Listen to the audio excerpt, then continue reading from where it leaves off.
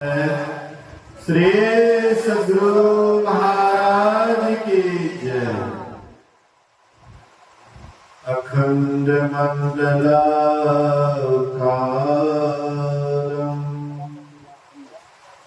व्याप्तं येन चराचरं तत्पदं दर्शितं येन तस्मै श्री गुरुवे नमः। धन्य धन्य सतगुरु सुखद महिमा कही न जाए। जो कुछ कहो तुम्हारी कृपा मोते कछो न बसाए। धर्मानुरागी प्यारी जनता, आदरणीय माताओं एवं भक्तिमती बहनों, त्रिदिवसीय संपन्न सत्संग का आज दूसरे दिन द्वितीय पाली की सत्संग में हम आप उपस्थित हैं। बहुत देर से हम लोग श्रवण कर रहे थे। अभी हम लोगों ने प्रसंगवश सुना, भगवान श्री राम माता जानकी के साथ और भाई लक्ष्मण के सहित वनवास के क्रम में पहले दिन तमसा नदी के किनारे व्यतीत किए। आप लोग हलचल न करें, बड़ा ध्यान से सुनिए। माँ बहने हलचल ना करें। अगर आप लोग जैसी हलचल कीजिएगा तो मैं कोई कहानी कह दूंगा, शायद आपको अच्छा नहीं लगेगा। जहाँ पर कबूतर का खोप होता है, बिना घुटुर है कोई बिना नहीं रहता है। वैसे ही दो चार पांच जहाँ पर माँ बहने बैठेगी वहां पर कुछ ना कुछ आवाज होता है। लेकिन अच्छा होगा कि आप जहाँ बैठे हैं ध्यान दीजिए। बहुत बात दिमाग में बैठा हुआ है, सबको निकाल दीजिए और इधर ख्याल कीजिए। बोलिए श्री सद्गुरु। तो पहले दिन भगवान राम माँ सीते और लक्ष्मण जी के सहित पहले दिन तमसा नदी के किनारे व्यतीत किए। दूसरे दिन श्रृंगवेरपुर में जाकर के निवास करते हैं, जहाँ पर भगवान श्री राम के मित्र गोहड़ेशार बड़े ही आदर सत्कार किए और भगवान श्री राम के लिए जो भी व्यवस्था उनसे हो पाया किए। फल फूल ला करके दिए, पत्ते की बिछावन की व्यवस्था किए, स्थान स्थान पर पहरेदार नियुक्त कर दिए और वे भी लक्ष्मण जी के पास बैठ गए और आपस में बात होने लगती है। तो जहाँ का जैसा माहौल होता है, बातचीत भी उसी तरह का होता है। कहीं पर गांव में कोई घटना घट जाती है, दो चार पांच आदमी जब वहां बैठते हैं तो वही घटने के संबंध में ज्यादा लोग बातचीत करते हैं। तो वहां पर भी घटना घट गई थी। जिनको राज्याभिषेक होने वाला था उनको अचानक रात भर में उलट फेर हो जाता है, राज्याभिषेक के बदले वनवास हो जाता है। तो घटना तो बड़ा जबरदस्त रहती है। इसलिए बातचीत के क्रम में गोहड़ेशार भगवान श्री राम के मित्र थे, शुभचिंतक थे। इसलिए वे कहते हैं कि माँ कैकेयी ने अच्छा नहीं की। ये भरी जवानी में अभी इनको राजसुख भोगना था और ये राजसुख छोड़ करके वनवास दे दिए, ये अच्छा नहीं की। तो लक्ष्मण जी भी भगवान राम के कम शुभचिंतक नहीं थे। आप लोग जानते हैं कि सब सुख छोड़ करके वनवास तो हुआ था राम भगवान को, लेकिन लक्ष्मण भी राम से इतना प्रेम करते थे, इतना प्रेम करते थे कि भैया जब वनवास जा रहे हैं तो मैं कैसे यहां रह सकता हूं। इसलिए भैया के लिए वे तो राम जी से भी विशेष त्याग किया। राम जी के साथ तो सीता जी थे, लेकिन लक्ष्मण अपने पत्नी उर्मिला को नहीं लिए। बोले कि तुम अगर रहेगी तो भैया की सेवा करने में हमें ठीक से सेवा नहीं कर पाऊंगा, क्योंकि तुम्हारा भी देख रेख करूंगा तो भैया भाभी का मैं ठीक से सेवा नहीं कर सकता हूँ। इसलिए हे उर्मिला, तुम थोड़ा सा त्याग करो। उर्मिला कहती है कि हमको उससे कोई दिक्कत नहीं, आप जाइए, भैया भाभी की खूब मन लगा करके सेवा करेंगे। तो लक्ष्मण को भी राम जी से कम प्रेम नहीं था, लेकिन यहाँ पर जब शिकायत करते हैं, लक्ष्मण जी से शिकायत करते हैं गोहड़ी साहब कि कैकेयी ने अच्छा नहीं की, इनको वनवास दे देते हैं, राज्याभिषेक के बदले वनवास देते हैं, ये ठीक नहीं की। तो लक्ष्मण जी क्या कहते हैं देख लीजिए। बोले लखन मधुर मृदुपानी, ज्ञान विराग भगति रस सानी। तीन चीज शांत करके बोले, ज्ञान, वैराग्य, भक्ति। मधुर और मृदु, भाषा भी मधुर है और मीठी भाषा बोलते हैं। भाषा भी बड़े सरल से और मीठी भाषा बोलते हैं। तीन चीज शांत करके बोलते हैं, ज्ञान, वैराग्य और भक्ति, तीन चीज मिला करके बोलते हैं। ज्ञान किसको कहते हैं? अक्सर यहाँ पर जितने आदमी बैठे हैं, अगर कोई कह दे कि जो भी यहाँ बैठे सब के सब अज्ञानी बैठे हैं, क्या किसी को कबूल होगा कि हम अज्ञानी हैं? कोई आदमी कहने वाला है कि हम अज्ञानी हैं? कोई भी कहने वाला नहीं है कि हम अज्ञानी हैं। ज्ञान किसको कहते हैं? हम आप सीधे अर्थ में जानते हैं कि संसार में जो हम कमाते हैं, खाते हैं, बाल बच्चा पैदा करते हैं, उसका लालन पालन करते हैं, उसका देखरेख करते हैं, सुंदर घर बनाते हैं, बैंक बैलेंस करते हैं, पूंजी जमा करते हैं, यही है ज्ञान। लेकिन संतों की दृष्टि में ये ज्ञान नहीं है, अज्ञान है। हम आप अपने बाल बच्चा के लिए सारी व्यवस्था करते हैं, लेकिन जानवर, चिड़िया, क्या वे लोग व्यवस्था नहीं करते हैं? वे लोग व्यवस्था करते हैं कि नहीं करते? हर दिन दाना चुगते हैं, और शाम के समय में जब छोटा बच्चा घोंसला में रहता है, मुंह में आहार लेकर के जाते हैं और वहां पर उसके मुंह में आहार डालते हैं। कहाँ वे सब के सब अपने निकल जाते हैं, बच्चे के लिए बचा करके रखते हैं। उसके बाद जब उड़नता हो जाता है तो कुछ दिन उसको साथ में रख करके दाना चुगने के लिए सिखाते हैं, कभी कभी उसको मुंह में डालते हैं। अब बारंबार जब वो मुंह लेकर के आता है नजदीक तो लोग से मारते भी हैं, अब तुम भी कमाओ, मेरे पीछे पीछे क्यों आ रहे हो? मारते पीटते हैं, उसको भी सिखाते हैं। तो जितना आप कर रहे हैं उतना काम तो पशु भी करते हैं, पक्षी भी करते हैं। तो ये ज्ञान कौन बड़का ज्ञान है? कमाना, खाना, बाल बच्चा पैदा करना, इतना ज्ञान तो आप में है, उतना पशु में भी है। आप में पशु में कोई अंतर नहीं है। बिना पूछ के हम आप भी, अगर इतना ही ज्ञान में सीमित हैं, तो हम आप भी बिना पूछ के पशु हैं। इससे ज्यादा ज्ञान होना चाहिए। क्या ज्यादा ज्ञान होना चाहिए? हम कौन हैं, हम कहां से आए हैं, हमको जाना कहां है, क्या इसका ज्ञान है? हम कहां से आए हैं? बोलिए श्री सद्गुरु महाराज की जय।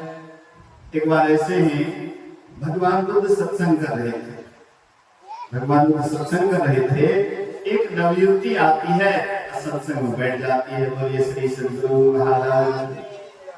ऐसे तो नवयुवक और नवयुवती नहीं के बराबर सत्संग बैठते, क्योंकि लज्जा होती है। यहाँ भी बहुत मेहमान आए हुए हैं, बच्ची भी आई हुए हैं, युवक भी हैं, लेकिन सत्संग से लगाव नहीं के बराबर है।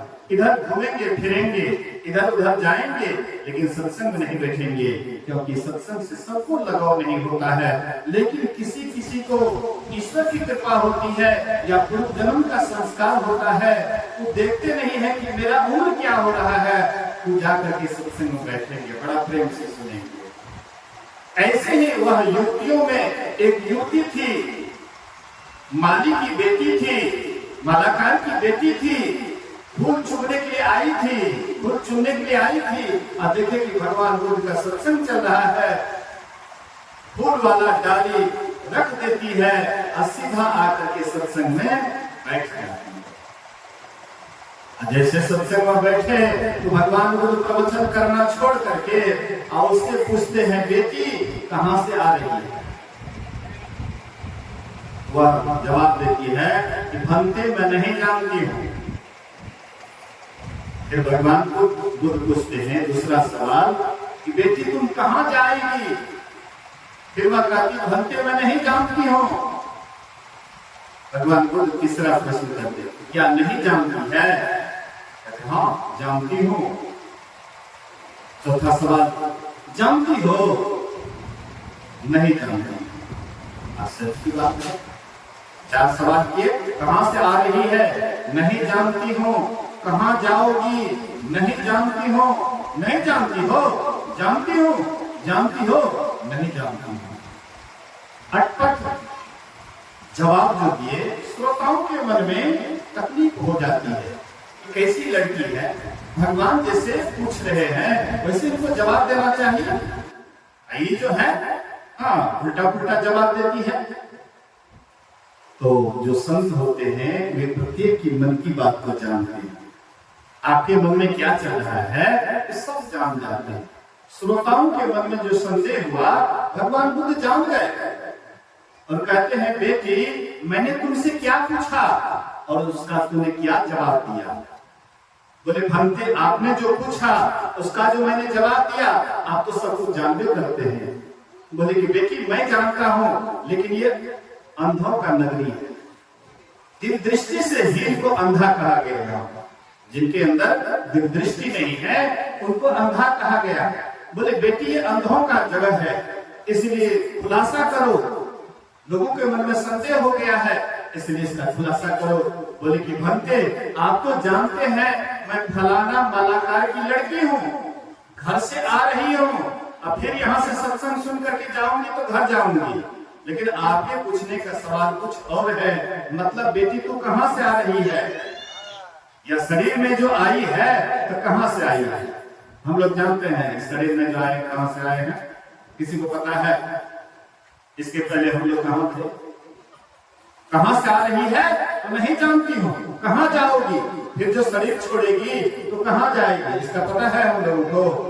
स्वर्ग जाएंगे कि नरक जाएंगे, भले ही कार्ड में तो लिखा हुआ रहेगा स्वर्गवास, किधर वास हुआ इसका तो कोई ठिकाना नहीं। स्वर्ग में लिखा रहेगा, पापी से पापी आदमी भी मर जाए तो स्वर्ग में तो कार्ड में तो तुरंत लिखा चला जाएगा कि स्वर्गवास। तो कहते हैं कि हाँ कहाँ जाएगी तो नहीं जानती हो। फिर तीसरा सवाल, नहीं जानती हो? जानती हूँ। मतलब एक दिन यह शरीर छूटेगा, क्या इस बात को नहीं जानती है? बोले ये बात तो भली भांति जानती हूँ। कौन नहीं जानते? एक दिन शरीर छूटेगा, एक दिन शरीर छूटेगा, इस बात को कौन नहीं जानते? तो जानती हूँ। फिर कहते हैं जानती हो, मतलब ये शरीर कब छूटेगा इस बात को जानती है? तो नहीं जानती हूँ। जानते हैं हम लोग कब ये शरीर छूटेगा? चाहे रात में ही शरीर छूट जाए। मान लीजिए रात में खा पी करके सोए और सोए तो बस सुतले रह गए, सदा के लिए सो गए। इस बात को हम नहीं जानते हैं, हम आप नहीं जानते हैं। एक जोड़ी पीपर में ऐसे श्राद्ध क्रिया का भोज खाने के लिए गया, श्राद्ध क्रिया का भोज खाने के लिए गया, सो उधर से आया खा पी करके, रात में जब सोए तो रात में सुतले रह गए। सुबह हमें देखते हैं अरे अभी तक नहीं जगे हैं, जाकर भी देखते हैं वो तो एकदम राम नाम सब तो चला गया। ऐसे ही हम आपको भी कोई पता नहीं है कि कब यह शरीर छूटेगा। जानती हो तो नहीं जानती, कब यह शरीर छूटेगा इस बात को जानती है तो नहीं जानती। यही नहीं जानने के कारण हम आप भी निश्चिंत से एकदम संसार में पड़े हुए ना, एकदम निश्चिंत से पड़े हुए, कोई टेंशन नहीं है। इसलिए टेंशन नहीं है कि आप हम नहीं जानते हैं यह शरीर कब छूटेगा। चाहे 50 वर्ष के बाद ही क्यों नहीं शरीर छूटे, लेकिन अगर दिन में अगर मालूम हो जाए कि 50 वर्ष के बाद इस दिन में इतना बज करके इतना मिनट में मेरा शरीर छूटेगा, तो कहिए आदि आप अभी से चिंतित होंगे कि नहीं होंगे। लेकिन इस बात को नहीं जानते हैं, इसलिए निश्चिंत से पड़े हुए। तो कहते हैं संत महात्मा, तो तुम कहां से आए हो और तुमको जाना कहां है। मन के तरंग को मार लो बस हो गया भजन, मन के तरंग को मार लो बस हो गया भजन, आदत बुरी सुधार लो, आदत बुरी सुधार लो बस हो गया भजन, मन के तरंग को मार लो बस हो गया भजन। आया कहां से है मुसाफिर, जाना तुझे कहां है, आया कहां से है मुसाफिर, जाना तुझे कहां है, इतना तो विचार लो बस हो गया भजन, मन के तरंग को मार लो बस हो गया भजन, आदत बुरी सुधार लो, आदत बुरी सुधार लो बस हो गया भजन, मन के तरंग को मार लो बस हो गया भजन।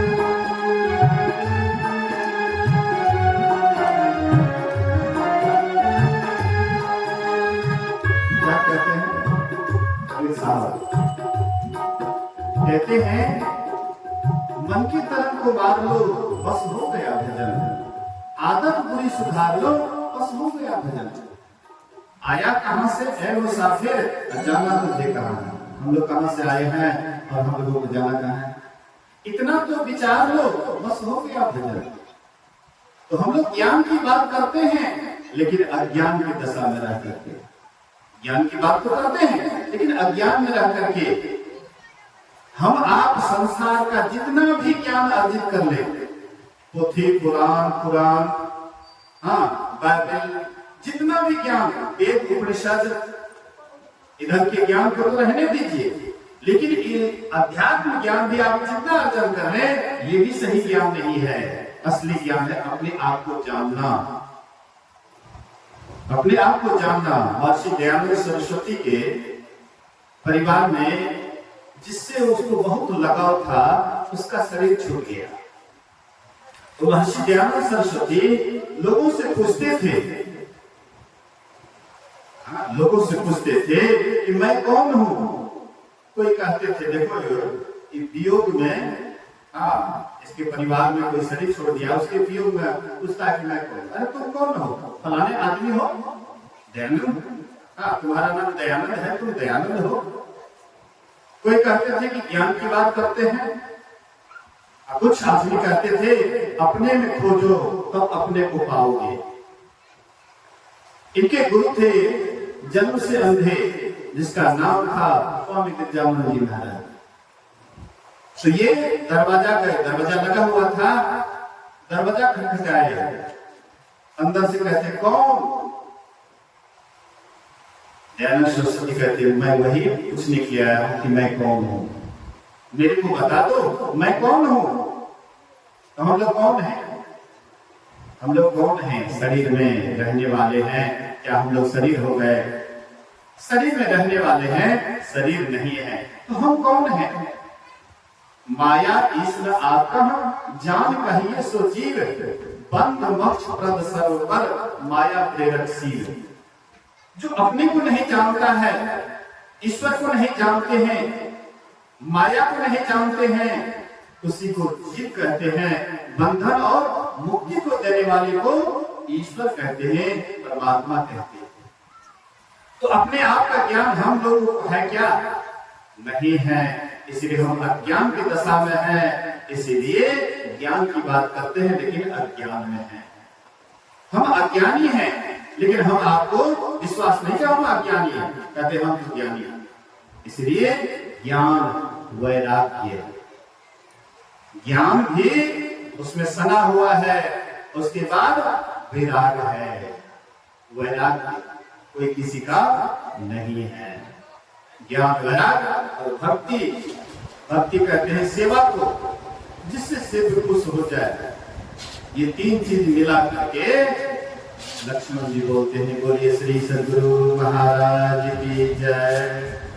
एक बार गुरु महाराज जी के पास पंजाब से सरदार जी आए हुए थे दर्शन के लिए। तो गुरु महाराज जी, सुबह का जलपान का समय था, गुरु महाराज जी कहते हैं कि सरदार जी को थोड़ा जलपान कराइए। तो सेवक क्या करते हैं, तो चूड़ा को धो करके एक थाली में लगाते हैं, एक में एक कटोरी में दही देते हैं, एक में चीनी देते हैं। तो सरदार जी दही चूड़ा चीनी वगैरह कभी खाए नहीं होंगे, तो सरदार जी सोचते कौन पहले खाना चाहिए। तो चूड़ा में चम्मच ले करके मुंह में लिए, बढ़िया नहीं लगता। उसके बाद दही में दिए, वो भी उतना बढ़िया नहीं लगा। चीनी दिए, बोले तो हाँ ये कुछ बढ़िया लगा।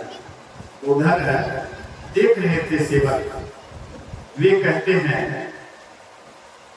हैं कि देखिए सरदार जी ऐसे बढ़िया नहीं लगेगा, ये तीनों को शाम दीजिए, ये तीनों को शाम दीजिए, दही चूड़ा चीनी, ये तीनों को शाम दीजिए, उसके बाद देखिए कैसा लगता है। सरदार जी तीनों को शाम करके जैसे मुंह में दिए, बड़ा अच्छा लगा, हाँ बड़ा बढ़िया लगा। ऐसे ही लक्ष्मण जी भी तीनों को शाम करके, ज्ञान, वैराग और भक्ति, ये तीनों को शाम करके मधुर वाणी बोलते हैं। क्या बोलते हैं, काहू न को सुख दुख कर दाता, निज कृत कर मैं भोग सुनो भ्राता। ये भाई, कोई किसी को सुख दुख नहीं देता है, सबको अपने ही कर्मों का फल भोगना पड़ता है। हम आप सोचते होंगे कि बाल बच्चे के लिए हम जो बेईमानी करते हैं, शैतानी करते हैं, या झूठ बोलते हैं, या चुरा करके लाते हैं, तो हम जब सबके लिए व्यवस्था करते हैं तो इसमें सब भागीदारी होगा, सबको कर्म का फल भोगना पड़ेगा। कहावत है, चौवा का कमाए सब कोई खाए, अकेले चौवा बांधल जाए। आप जो कर्म कर रहे हैं वो आपको ही भोगना पड़ेगा, ना तो बेटा भोगेगा, ना बेटी, ना पति। अशुभ कर्म कीजिएगा, अशुभ का फल आपको ही भोगना पड़ेगा। शुभ कर्म कीजिएगा, उसका भी फल आपको ही भोगना पड़ेगा, दूसरा तीसरा कोई भागीदारी नहीं बनेगा। इसीलिए संत प्रभु साहब कहते हैं, अपनी अपनी करनी अपने अपने साथ करे जो आगे आवे।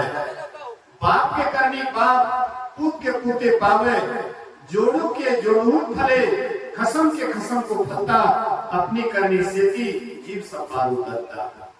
बोलिए श्री सद्गुरु। जहां पर डोरी गिराया तो वहीं पर लगाओ, सत्संगी बैठा हुआ यहाँ लगाओ, यहाँ पर लगाओ जी, सत्संगी बैठा हुआ है। अरे यहाँ जो डोरी गिराया तो वहां लगाओ जी। बोलिए श्री सद्गुरु। बोलिए प्रेम से श्री सद्गुरु। अभी छोड़ दो काम करो, सबका ध्यान उधर चला जाता है, निकलिए। बोलिए श्री सद्गुरु महाराज की जय। मैं क्या कह रहा था,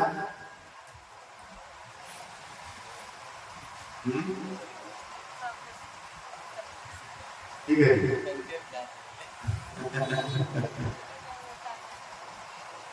ठीक है, खरीद क्या पढ़ी ना।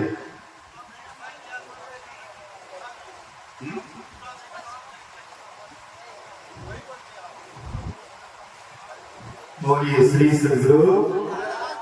ठीक है, ये को सबको भूल गए। अपने अपने करनी अपने अपने साथ। सब पढ़ तो साथ वचन, अपनी अपनी करनी अपने अपने साथ, अपने अपने साथ करे जो आगे आवे। बाप के करनी बाप, पूत के पूते पावे। जोड़ू के जोड़ ही फले, खसम के खसम को फलता। अपनी करनी से दी जीव सब पार उतरता। नेकी बदी है दोई और न संगी कोई। देखो बुझ बिचारी संगी जय है दोई। पलटू करनी और की नहीं और के साथ। अपनी अपनी करनी अपने अपने साथ। अपनी अपनी करनी अपने अपने साथ। तो जैसे आप करते हैं आपके सामने में वही फल आता है। बेटा अगर अच्छा कर्म करता है तो बेटा के सामने में सुख बन करके आता है। बाप अगर अच्छा कर्म करता है तो बाप के सामने में सुख बन करके आता है। बहुत आदमी कहते हैं बाप रहे बदमाश और बेटा का पड़े। नहीं, ये गलती बात है। हो सकता है कि बाप गलत किया अब बेटा सही है, लेकिन अगले जन्म और कोई न कोई जन्म में बेटा से भी चुप हुआ होगा, जिसका कारण बेटा को भोगना पड़ रहा है। हो सकता है कि बाप बुरा कर्म किया लेकिन उसको हम लोग नहीं देखे भोगते हुए, तो सोचे कि वो बच गया, उसको फल नहीं भोगना पड़ा। बदमाश था लेकिन उसको कोई भी फल भोगना नहीं पड़ा, कभी पकड़ाया नहीं, कभी डंडा नहीं खाया। तो आप थोड़ा याद कीजिए, जब 105 जन्म में भी कर्म का फल भोगा जा सकता है, एक ही जन्म में आप कैसे अनुमान करते हैं? आजकल तो प्राय देखा जाता है जो गलती करते हैं प्राय उसकी सजा उसको इसी जन्म में भोगना पड़ता है। अगले जन्म को कौन देखता है? अभी अगर हम आग में हाथ देंगे तो पकेंगे कब? बाद में पकेंगे। आग देते समय, आग में हाथ देते समय ही हम तुरंत पकेंगे। हो सकता है हमें दिखाई नहीं पड़ता है, लेकिन जैसे बुरा की तरफ आपका पैर बढ़ता है वैसे आपके भीतर में अशांति शुरू हो जाता है, आप अशांत हो जाते हैं। अच्छाई की तरफ जैसे आपका पैर बढ़ता है वैसे आपके अंदर शांति बुझाता है। लेकिन आप कभी तौलते हैं इसको? तराजू पर तौल करके देखिए कि अच्छाई की तरफ मेरा पैर बढ़ता है, मेरे अंदर में कितनी शांति बुझाता है, और बुराई की तरफ यही पैर बढ़ता है तो कितना अशांत बुझाता है। इसीलिए कहते हैं बाप के करनी बाप, पूत के पूते पावे। जोड़ू के जोड़ ही फले, खसम के खसम को फलता। पति अगर अच्छा कर्म करता है उसका फल पति को ही मिलता है। पत्नी अगर अच्छी कर्म करती है तो पत्नी को ही मिलता है। नेकी बदी है दो ही कर्म है, अच्छा या बुरा, और न संगी कोई। देखो कुछ बिचारी संगी जय दोई। अब पलटू करनी और की नहीं और के साथ, अपने अपनी करनी अपने अपने साथ। आपका कर्म आपका ही साथ देगा, बात बाकी कोई साथ नहीं देगा। पति है तो जब तक आप ठीक ठाक हैं तब तक आपके बात में, आपके आवाज में हाँ मिलाएंगे, लेकिन जैसे आप बीमार पड़ जाइए पति भी मुंह मोड़ लेंगे। जो कहते हैं कि करवे भगवान हमरे सबका दुख दे से, हम तो कते बढ़िया छिए अतइयो हमरा दुख मिले छे, अब फल्ला आदमी कते गड़बड़ छे अतइयो ओकरा सुख मिले छे। आप अपने स्तर से दूसरे को तोलते हैं, लेकिन आप जो अच्छा कर्म करते हैं वह तो याद रहता है, और बुरा कर्म को हम भूल जाते हैं। अच्छा कर्म जब करते हैं तो लोगों के बीच में खूब बधाते हैं, हमने ये काम किया, हम ये मंदिर बना दिया, हम ऐसा शुभ काम कर दिए, कितना दान कर दिए। लेकिन अगर आपसे कोई बुरा कर्म हो जाता है, क्या आप कहीं पर बोलते हैं कि हमसे ये गलती हो गया, हमने ये बुरा कर्म किया? बुरा कर्म को ढकते हैं, आप पुण्य कर्म जब करते हैं तो उसको उभारते हैं। जिसको ढकते हैं वो और बढ़ते बढ़ते बढ़ता है। आपको ढकिएगा कितने भीतर एकदम कह आग हो जाएगा, और जब आग को बाहर कर दीजिए तो धीरे धीरे तुरंत बुता जाएगा। हमने देखा है घूर लगाने वाले घूर लगाते थे, आजकल तो कम लगाते हैं लोग, पहले बेसी लगाते थे, तो धूल लगाते थे तो गोठा उठा दे करके अब बढ़िया से ऊपर से छौर दे करके बढ़िया से ढक देते थे। अब इंसान के समय में जब उड़ते थे तो एकदम आता था। ढकने पर और ज्यादा होता है। कोई आपको घाव हो गया, आपके किसी भी अंग में घाव हो गया, ऊपर से आप मलहम पट्टी कर दीजिए, अंदर से इलाज मत कराइए, वह घाव आपके हड्डी तक को खा जाएंगे, हड्डी को समाप्त कर देंगे। लेकिन वही घाव को बढ़िया से अंदर से साफ करके अच्छी तरह से उसकी दवा करा दीजिए तो वह घाव ठीक हो जाता है। ऐसे ही आप जब पाप कर्म करते हैं, उसको ढकते हैं, तो पाप धीरे धीरे और विषाक्त धरता है, बढ़ता है।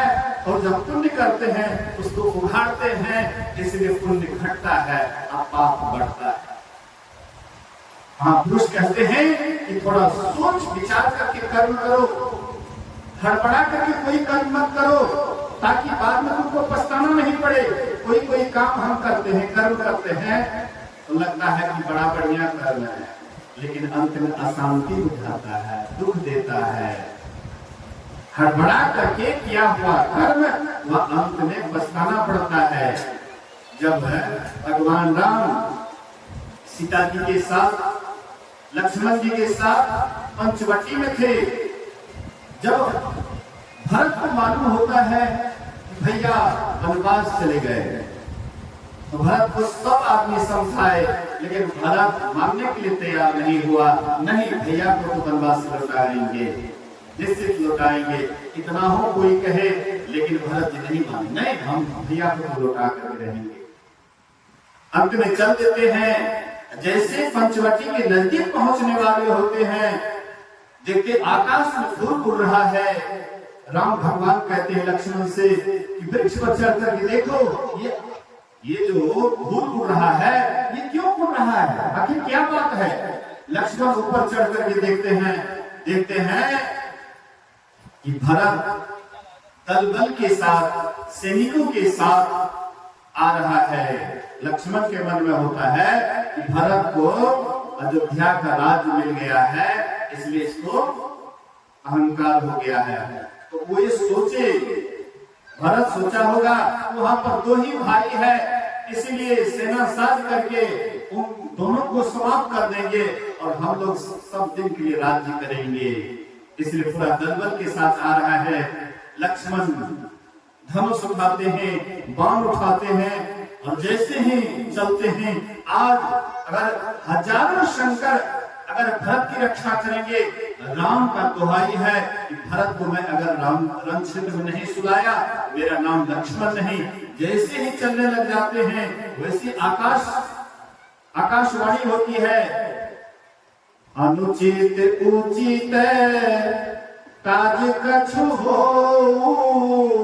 समझी करिए भल कह सबको, सहसा करी पाछे पछताही, कहि वेद बुध के बुध नाही।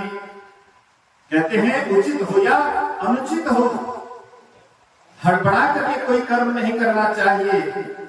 जो हड़बड़ा करके कर्म करते हैं, बाद में उसको पछताना पड़ता है। बाद में पछताते कि नहीं पछताते। क्या भरत जी आ रहे थे लड़ने के लिए, तो राम जी को मनाने के लिए आ रहे थे, लेकिन लक्ष्मण उल्टा सोच लिए। जब आकाशवाणी होती है तो लक्ष्मण सहम जाते हैं, और उसके बाद जब रुक गए तो भगवान नाम बुलाए, लक्ष्मण लक्ष्मण आओ बैठो। तुम नहीं जानते हो भरत को, अरे भरत को ये अयोध्या का राज्य क्या, पूरा पृथ्वी का भी सम्राट हो जाएगा। भरत के मन में कभी अहंकार नहीं हो सकता है, क्योंकि भरत ज्ञानी है, ज्ञानी के अंदर अहंकार नहीं होता है। इसलिए तुम भरत को नहीं जानते हो, मेरा भाई भरत महाज्ञानी है, पहुंचे हुए महात्मा थे भरत।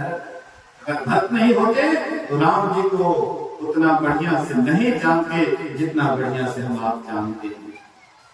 कहने का मतलब है कि शुभ हो या अशुभ हो, लेकिन सोच समझ करके कर्म करना चाहिए, हड़बड़ा करके कोई कर्म नहीं करना चाहिए। जो काम में अशांति हो वह काम समझ जाइए अशुभ है, आपको बुझाएगा कि हम शुभ काम कर रहे हैं, लेकिन अशांति है तो समझ जाइए अशुभ है। अगर जिस काम में आपको शांति मिल रही है तो समझ जाइए शुभ कर्म है। अशांति कुतो सुखम, जहाँ अशांति वहाँ कहाँ सुख है, जहाँ शांति है वहीं सुख है। इसलिए शांति आप जब भी पाएंगे अंतर यात्रा करने पर ही, ध्यान करने पर ही। इसलिए उपनिषदकार कहते हैं यदि शैल सर्व पापम विस्तृतम बहुयोजनम विद्यते ध्यान योगे नाम विदः कदाचन। कई योजन तक पहाड़ के समान यदि फैला हुआ पाप राशि हो तो वह भी ध्यान योग से नष्ट हो जाता है। इसके समान नष्ट करने वाला संसार में कुछ नहीं हुआ है। ध्यान में एकाग्रता होती है, मन में चिंता होता है, चिंता होने से उद्गति होती है, उद्गति होने पर आवरण का छेदन होता है और तब हम वहां जाते हैं जहां से हम आप आए हैं। हम लोग कहां से आए हैं? तो तरी पढ़ियो तममा ही तीन निःशब्द में एके पढ़ गयो दूर, अब चलो निःशब्द में। हम लोग निःशब्द के वासी हैं, निःशब्द से शब्द में आ गए, शब्द से प्रकाश में आ गए और प्रकाश से अंधकार में आ गए। आंख बंद कीजिए, क्या दिखाई पड़ता है? आंख बंद करने के बाद क्या दिखाई पड़ता है? जब लक्ष्मण जी परशुराम से कुछ शब्द ऐसे कह रहे थे कि परशुराम गुस्सा में आकर के कहते ही तुम महाबालक मेरे सामने में मुझसे कुछ बोलता है, आंखें टेढ़ा करता है, तो इसको मना नहीं कर सकते हो? लक्ष्मण कहते हैं मुंदिए आंख कतौ को नाही, हे ऋषिवर आंख बंद कर लीजिए, कोई दिखाई नहीं पड़ेगा। आंख बंद करने के बाद कुछ दिखाई पड़ता है, लेकिन कुछ दिखाई पड़ता है। आप कहिएगा कि क्या दिखाई पड़ता है? आंख बंद करने के बाद अगर आप सामने में देखिए अंधकार दिखाई पड़ता है।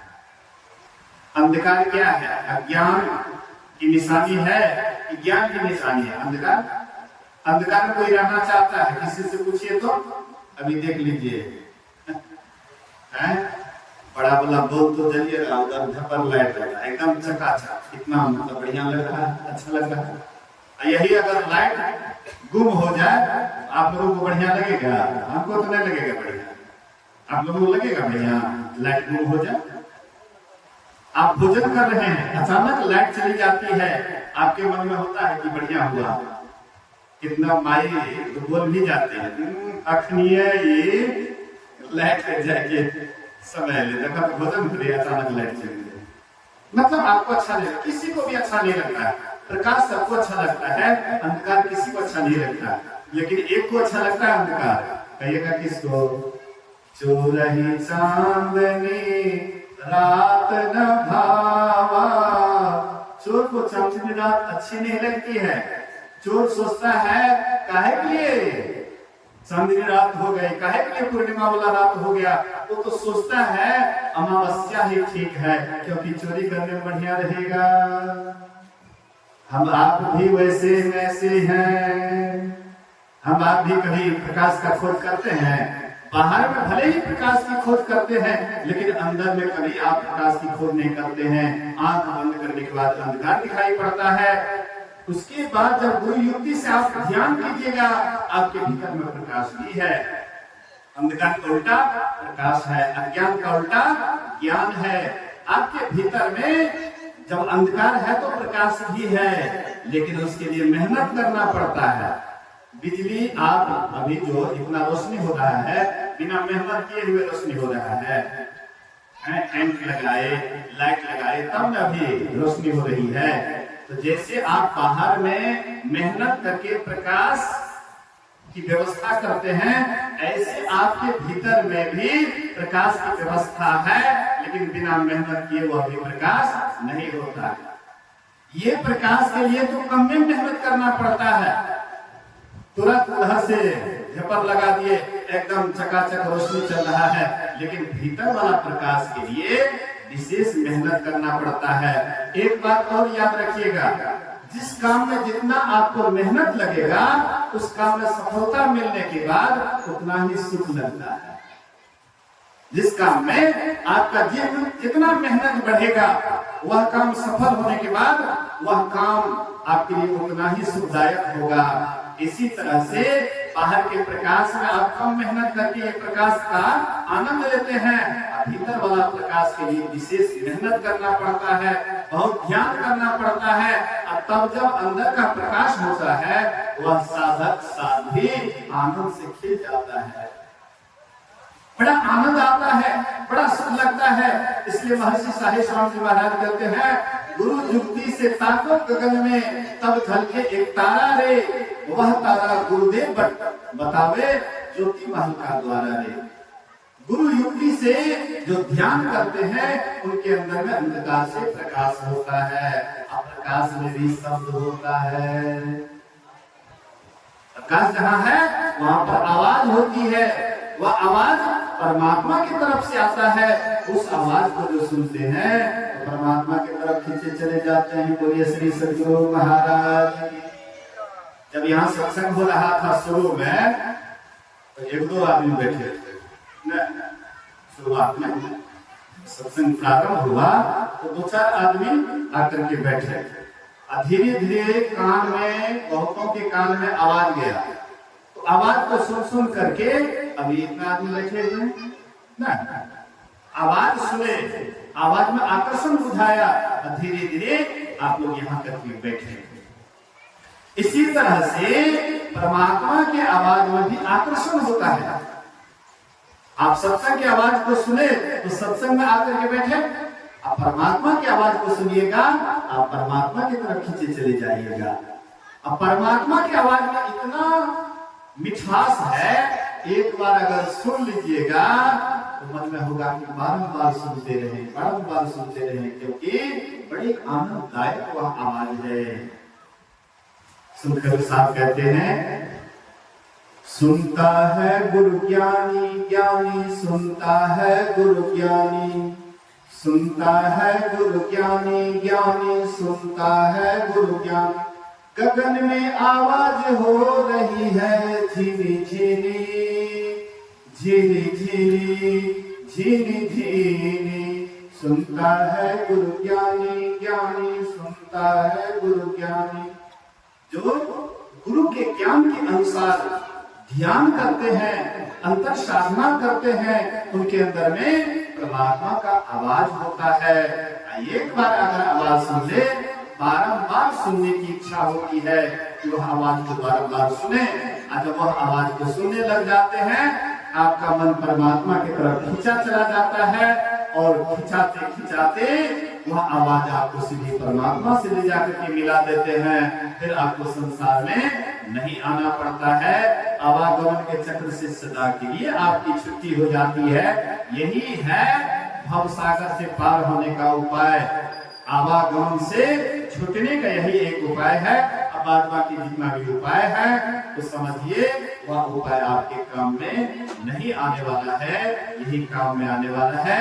इसलिए इसको सुनिए, समझिए और अपने जीवन में उतारने का कोशिश कीजिए। तो रात्रि का समय है, समय भी कुछ अधिक हो रहा है, आइए कुछ भजन सुनते हैं, उसके बाद आरती को चलेंगे। बोलिए प्रेम से श्री सद्गुरु महाराज की।